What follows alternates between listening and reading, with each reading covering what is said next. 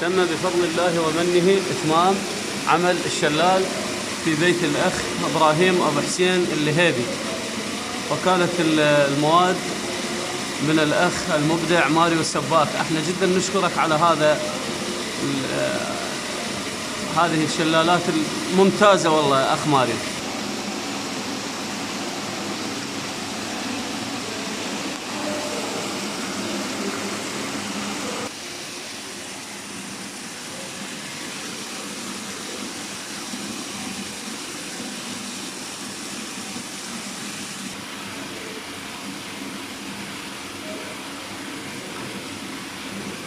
تم إتمام عمل شلالات في بيت إبراهيم أبو حسين اللهيبي في مدينة الفلوجة، وكانت المواد من الأخ ماريو السباك.